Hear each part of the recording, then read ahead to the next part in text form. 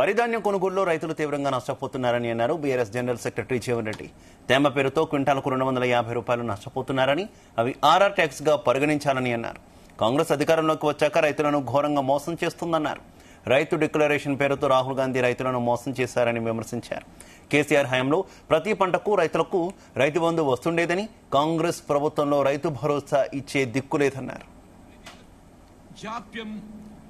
ఈ mill unloading point జాప్యంతో ఏదైతున్నదో ఈ moisture percentage 17 to 8-9% పడిపోవడంతో అదొక 5 కిలోలు పోతుంది. అంటే ఇప్పుడు రైతు ప్రతి క్వింటల్కి ఏదైతుందో ఆరంభంలో 5 కిలోలు నష్టపోతుండేనే ఆ 3 కిలోల అదనపు తూకంతో.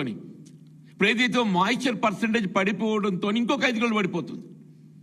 అంటే 5-10 కిలోలు పర్ క్వింటల్. 10 కిలోలు అంటే ఒక కిలోకు 25 రూపాయలు లెక్క పెట్టినా కానీ 25 into 10 కిలోలు 250 rupees on every quintal.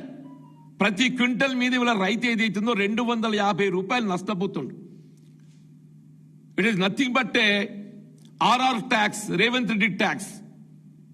This nothing but a ప్రభుత్వ వైఫల్యం కాబట్టి ఒక విధంగా దీన్ని ఏదైతుందో RR tax, Revanth Reddy tax గా పరిగణిస్తుందని చెప్పంటున్నాడు.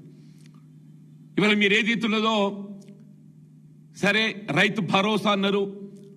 ఆనాడు కేసీఆర్ గారు ఏదైతుందో పంటకు 5,000 చొప్పున 2 పంటలు 10,000 రూపాయలు రైతు భరోసా కల్పిస్తే వీళ్ళ వరంగల్ రైతు డిక్లరేషన్ వీళ్ళ కేసీఆర్ గారు కేవలం 10,000 ఇస్తున్నాడు, మేము వస్తే 15,000 ఇస్తామని చెప్పిండే.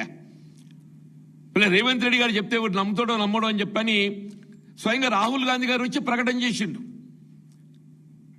రైతు భరోసా పంటకు 7,500, 2 పంటలు 15,000 అని చెప్పని. వ్యవసాయ ఉత్పత్తులు అన్నింటిపైన కూడా 500 రూపాయలు అదనంగా బోనస్ ఇస్తా అని చెప్పన్నాడు.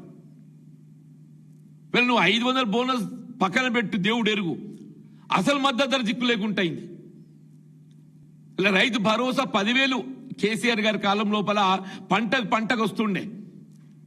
ఇవాళ ఏదైతుందో రాష్ట్రంలో కాంగ్రెస్ ప్రభుత్వం ఏర్పడ్డప్పటికీ 3 పంటలు ఎగిరిపోయిందా. ఇప్పుడు ఎకరాకి ఏదైతుందో 6,000 ఇస్తా అని చెప్పాడు. ఇప్పుడు 6,000 పోయింది.